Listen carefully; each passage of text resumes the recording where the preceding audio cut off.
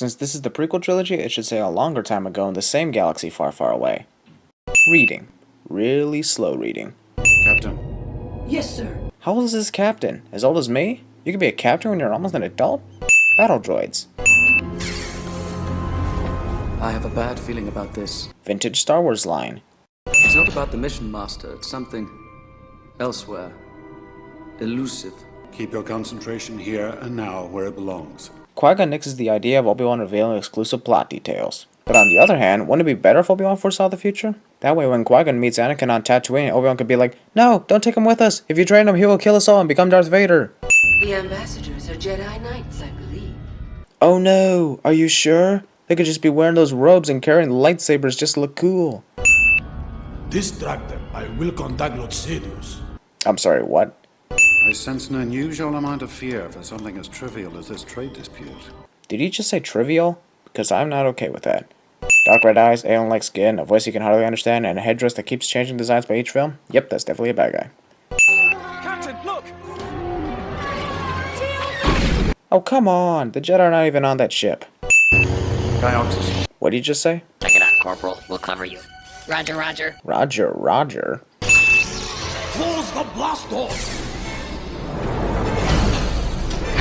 That will hold them. You are such an idiot. They are still coming through.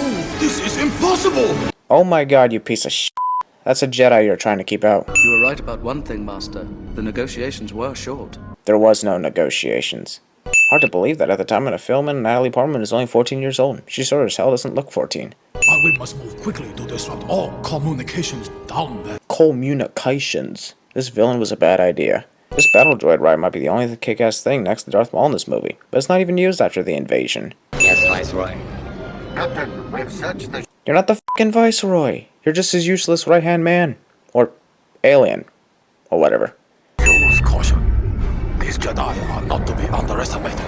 I know, right? You thought closing blast doors would work against them. Jar Jar Binks.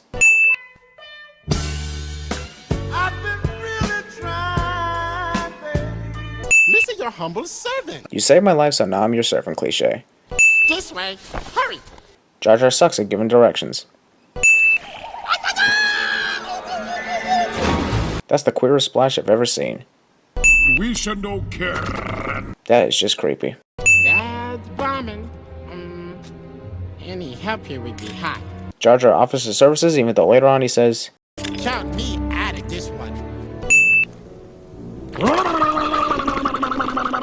that jaw flapping and noise he makes is worth 10 sins. There's always a bigger fish. I don't get what the point of that line was. I mean, of course there was a bigger fish, but was that fact or just an assumption? Moving on. Amidala is young and naive. You will find controlling her will not be difficult. In some ways, that makes Sidious sound like a rapist. You didn't tell him about the missing Jedi. No need to report that to him until we have something to report. Wouldn't you call the on-schedule invasion you were telling Sidious about a report?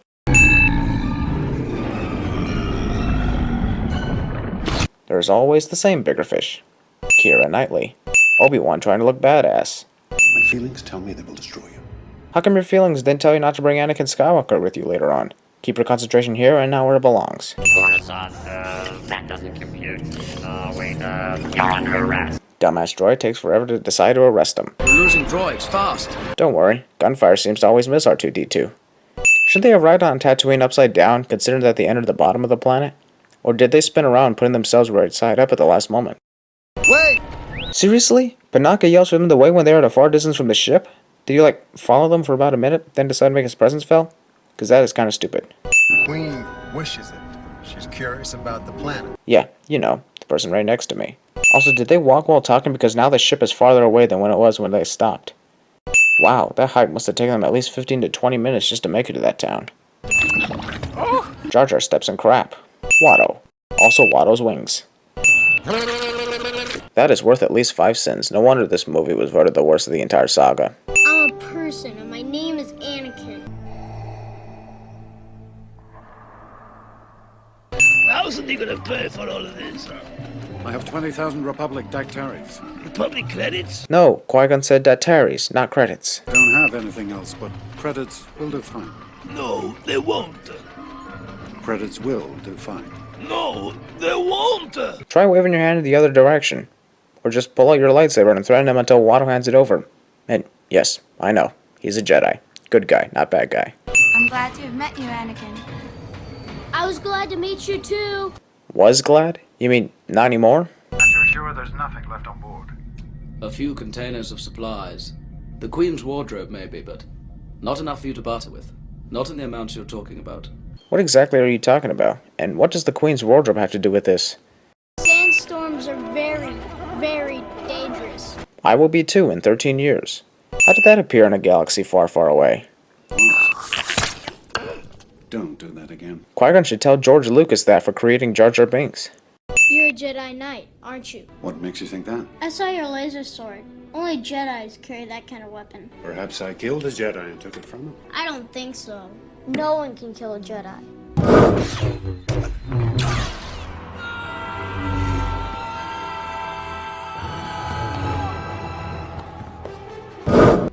I wish that was so. There's something about this boy. Mechanical breathing.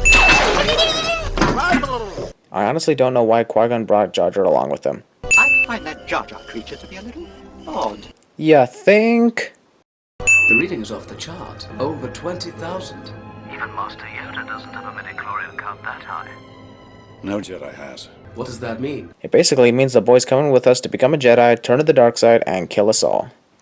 This race sequence is the reason this movie is 2 hours.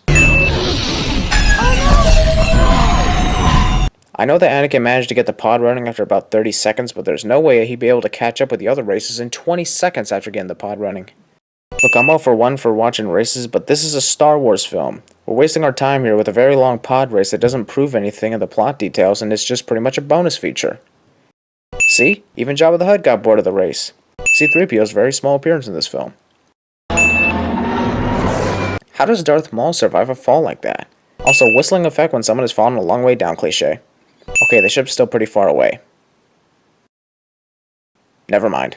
Anakin from that distance manages to get to the ramp in 5 seconds.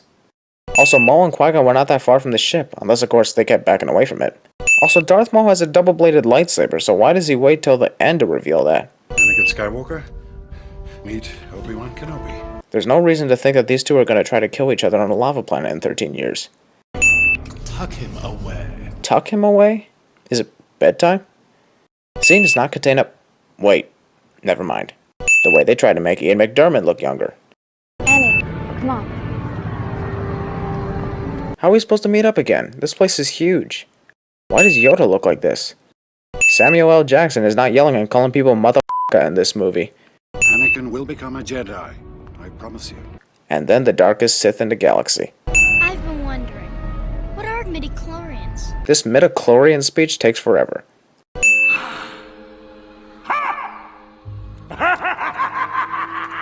Let's play that in fast motion. We saw being friends. Oh, good lord. Another 10 sins. Steady, steady. Finally, the first sane thing he said in this film. How is the stomping noise even possible? They're walking on grass, not concrete. Hey, wait for me! Anakin, stay where you are. Yes, stay there. We need you to accidentally save the day. Darth Maul twirls the large staff before igniting one blade after the other. Why does lightsaber duels have to take place in strange locations? Both Jar Jar and Anakin accidentally save the day. That doesn't sound like a cry of pain at all. Okay, let's talk about these ray shields for a moment. Qui-Gon and Darth Maul slowly went through the doorway and made it to the end before the shields closed in on them. And earlier, they opened just as the two began to walk through it. And when they finally closed, Obi-Wan is at the entrance waiting for them to open.